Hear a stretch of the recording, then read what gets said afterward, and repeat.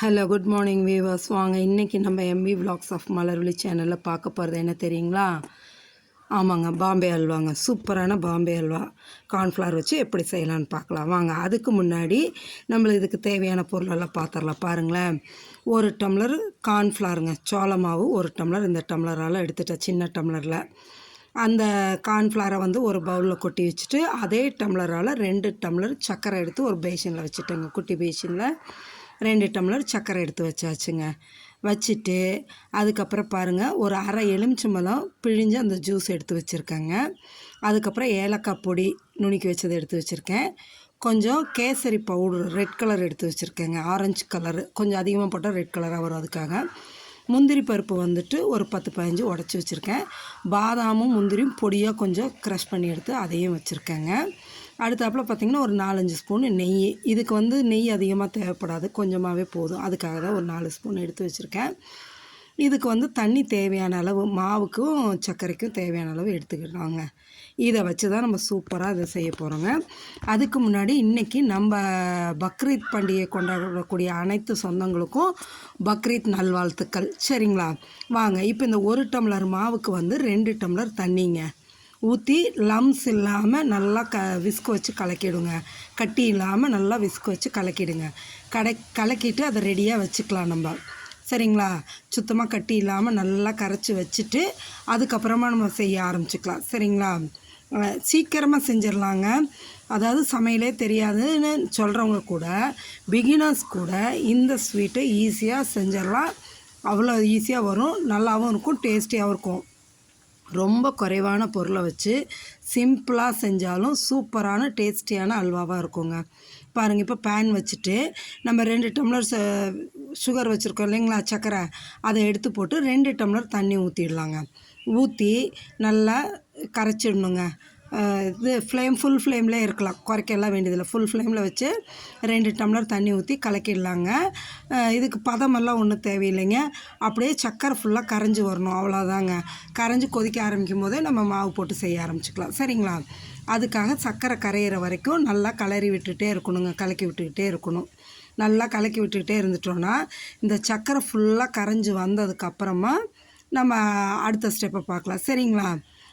இன்றைக்கி பக்ரீத் சொந்தங்களெல்லாம் நல்லா பக்ரீத் பண்டிகை கொண்டாடி மகிழ்ச்சியோடு இருக்கணும்னு நான் இறைவனை வேண்டிக்கிறேன், சரிங்களா? வாங்க நம்ம இப்போ ஸ்வீட் செய்கிறத பார்ப்போம். அதான் பாருங்கள், இப்போ சர்க்கரை நல்லா கரைஞ்சிச்சுங்க, கொதிக்கிறதுக்கு ஆரம்பிச்சிச்சு.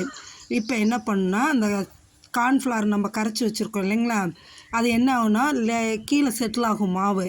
அதனால் திரும்ப ஒருக்கா விஸ்க் வச்சு நல்லா கலக்கிடுங்க. கலக்கிட்டு அதுக்கப்புறமா எடுத்து ஊற்றணுங்க. அப்போ தான் வந்து கீழே மாவு தங்காது அடியில், சரிங்களா? அதனால் விஸ்க் வச்சு நல்லா கலக்கி விட்டுட்டு அதுக்கப்புறம் எடுத்து இந்த சக்கரை தண்ணி இருக்குது இல்லைங்களா, கொதிக்கிறது, அதில் ஊற்றி அப்படியே கிளறணுங்க. ஒரு கையால் ஊற்றிட்டு ஒரு கையால் கிளற ஆரம்பிச்சிடணுங்க. ஏன்னா மாவு வந்து பிடிச்சிடக்கூடாது. கார்ன்ஃப்ளவரு சீக்கிரம் கெட்டியாகுங்க, அதனால் அப்படியே ஊற்றிட்டே கிளறலாங்க.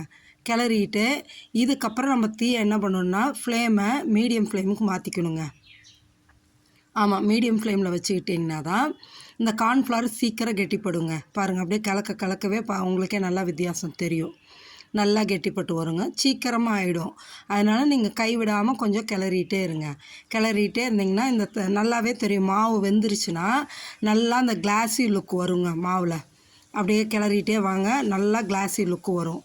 அதுக்கப்புறம் தான் நம்ம அடுத்தடுத்தது சேர்த்தலாம். சீக்கிரம் செஞ்சிடலாங்க, அவ்வளோ ஈஸியான அல்வா இதுங்க.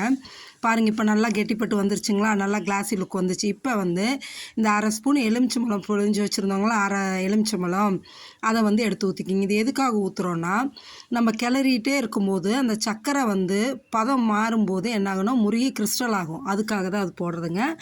அதுக்கப்புறம் அப்படியே நான் வந்து இந்த ஏலக்காய் பவுடரும் முந்திரி பருப்பு இந்த கேசரி பவுடர்லாம் வச்சுருந்தோம் எல்லாத்தையும் ஒன்றா போட்டு கிளற ஆரம்பிச்சாச்சுங்க. இது நல்லா கிளறிட்டே இருங்க. நல்லா வெந்து வந்துருச்சு. இப்போ நம்ம இதுக்கப்புறம் நம்ம எடுத்து வச்சுருக்க நெய்யை போடணுங்க. அது வந்து ஒட்டுக்க எல்லா நெய்யும் ஒன்றா போட்டு கிளற வேண்டாங்க, ஒரு ஸ்பூனாக போட்டு கிளறுவோங்க, சரிங்களா? சீக்கிரம் ரெடி ஆகிடும் இந்த அல்வா, அவ்வளோ டேஸ்ட்டாகவும் இருக்குங்க. சும்மா ஒரு ஸ்பூன் மட்டும் நெய்யை போட்டு கிளறணுங்க. ஒரு ஸ்பூன் போட்டு கிளறிட்டே இருந்தால் அந்த நெய் இழுத்ததுக்கப்புறம் அடுத்த ஸ்பூன் போடணும், அப்படி போட்டு கிளறணும். இது அதிகமாக நெய் இழுக்காது, 4 ஸ்பூன் 5 ஸ்பூன் போதும், அதுக்கு மேலே இழுக்காது. நம்மளுக்கே தெரியும், கிளறவே உங்களுக்கு நல்லா தெரியும், அந்த லுக்கு மாதிரி வரும் நல்லா கிளாஸியாக. அப்போ இது பண்ணிக்கலாம் சரிங்களா. பாருங்கள் அதேமாரி நீங்கள் கிளறிட்டே இருங்களேன் போட்டு நல்லா அந்த கிளறிட்டு அந்த மீடியம் ஃப்ளேம்லேயே வச்சு கிளறுங்க, அப்போ தான் நல்லா இதாகும். இப்போ அந்த பதம் வந்து இன்னும் நம்மளுக்கு வரல சரிங்களா. அதனால் அப்படியே நெய்யை போட்டு போட்டு போட்டு கொஞ்சம் கொஞ்சமாக அப்படியே கிளறுங்க. போடுற நெய்யெல்லாம் இழுத்துட்டே வரும், கடைசியில் அப்படியே நெய் இழுக்காது, அந்த ஸ்டேஜில் தான் நம்ம எடுத்துடணும் சரிங்களா. அப்படியே போட்டு கிளறுங்க. அவ்வளவு டேஸ்ட்டாக சூப்பரான இவ்வளவு சீக்கிரமாக செய்யக்கூடிய ஒரு அல்வானா இந்த பாம்பே அல்வா தாங்க. ரொம்ப டேஸ்டியாக இருக்கும். கலர் கொஞ்சம் தூக்கலாக இருக்குதுன்னு நினைப்பீங்க. நம்ம மைண்ட்லேயே வந்து அல்வானா ரெட் கலரில் இருக்கிறது தான் நம்மளுக்கு பதிஞ்சிருச்சு இல்லைங்களா. அதனால தான் நான் ரெட் கலர் கொஞ்சம் தூக்கலாக போட்டேன். இன்னொன்று வீடியோவுக்கும் நல்லா எப்படி சொல்கிறது அட்ராக்டிவாக தெரியுங்கிறதுக்காக கொஞ்சம் சேர்த்து போட்டேன் கலர், அவ்வளோதான். இல்லாட்டி நான் மைல்டாக தான் போடுவேன் சரிங்களா. பாருங்கள் இப்போ இதை அப்படியே போட்டு போட்டு கிளறுங்க. இப்போ நம்ம போட்டாச்சு, இன்னும் கொஞ்சம் போட்டிங்கன்னா பாருங்கள், இப்போவே நீங்கள் கிளறும் போதே உங்களுக்கே தெரியும். முன்னாடி கிளறும் போது இப்போ கிளறதுக்கும் அப்படியே அந்த நம்ம கிளற அந்த ஸ்பேடோடு சேர்ந்து வருங்க. அந்த பேனை விட்டு அப்படியே தனியாக க்ளீனாக பேன் தெரியும். கிளறும் போது அப்படியே சுருண்டு வரும்னு சொல்லுவாங்கள்ல, அந்த அளவுக்கு வருங்க. வரும்போதே நம்ம எடுத்து கொட்டிக்கலாம். இதை வந்து நான் வந்து பீஸ் போடலாங்கிற ஒரு ஐடியாக்காக என்ன பண்ணியிருக்கேன்னா, ஒரு பிளேட்டில் வந்து நெய் போட்டு க்ரீஸ் பண்ணி வச்சுருக்கேன். அந்த பொடி பொடியாக துருவின மாரி வச்சுருக்கோம் இல்லையா பாதாம் முந்திரி, அதையும் இதில் எடுத்து நான் போட்டு வச்சிடலான்ட்டு இருக்கேங்க. ஆனால் கட் பண்ணுற அளவுக்கு விடுமான்னு தெரியல என் சின்ன பொண்ணு. அது இருந்ததுன்னா அப்படியே சுட சுட எடுங்கும், கட் பண்ணுறதுக்கெல்லாம் விடாது. பார்ப்போம் அது என்ன நடக்குதுன்னு. ஏன்னா இன்றைக்கி லீவ் இல்லையா, அதனால் வீட்டில் இருக்காங்க. பாருங்களேன் இப்போ கிளறும் போது எப்படி நம்ம சுத்த சுத்த அந்த இது மாவு சேர்ந்து எப்படி சுற்றி வருது பாருங்கள். இப்போ நம்மளுக்கு பதம் சூப்பராக வந்துருச்சுங்க. அவ்வளோதாங்க. இது வந்து அப்படியே நம்ம எடுத்து பாருங்கள் தெரியுது இல்லைங்களா, முன்னாடிக்கு இப்போ இருக்கிறதுக்கும். இது வந்து நம்ம அப்படியே கிண்ணத்தில் ஒரு கப்பில் எடுத்து போட்டு சாப்பிட்றதுனா இந்த ஸ்டேஜில் இறக்கிக்கலாங்க. நம்ம பீஸ் போடணுன்னா இன்னொரு 5 மினிட்ஸ் வச்சு இன்னும் கிளறுனா தாங்க பீஸ் போட கரெக்டாக வரும் சரிங்களா. அதனால் நான் பாருங்கள் அப்படியே நம்ம அப்படியே கிளறும் போது சுற்றி வரும், நம்மளோட அது சேர்ந்து சுற்றும், அந்த ஸ்பைடு சுத்த சுத்த. இதுதான் சூப்பரான பதங்க. அப்படியே நம்ம எடுத்து கொட்டினோன்னு வைங்களேன், அந்த பேனில் ஒரு பீஸ் கூட ஒட்டாதுங்க. பாருங்கள் க்ரீஸ் பண்ணி வச்சுருக்கிறேன்ல பிளேட்டு, அதில் வந்து நம்ம இந்த நொறுக்கி வச்சுருக்கோம்ல பொடி பொடியாக, அதை எடுத்து தூவிட்டு இந்த பேனில் இருக்கிறத எடுத்து அப்படியே சாய்ச்சிட வேண்டியது தாங்க. சாய்ச்சிட்டு நம்ம போட்டுட்டோன்னு வைங்களேன், சூப்பரான பாம்பே அல்வா ரெடி. இதை நீங்களும் செஞ்சு சாப்பிட்டு பார்த்துட்டு எப்படி இருக்குன்னு எனக்கு கமெண்ட் செக்ஷனில் சொல்லுங்கள். மறக்காமல் நம்ம சேனலை சப்ஸ்கிரைப் பண்ணுங்கள், மறந்துடாதீங்க. லைக் பண்ணுங்கள், ஷேர் பண்ணுங்கள் சரிங்களா. உங்கள் ஃப்ரெண்ட்ஸ் அண்ட் ரிலேட்டிவ்ஸ்க்கும் இதை ஷேர் பண்ணி விடுங்க. புதுசாக வரவங்களாக இருந்தால் கட்டாயம் பார்த்துட்டு கொஞ்சம் தயவுசெய்து சப்ஸ்கிரைப் பண்ணுங்கள்.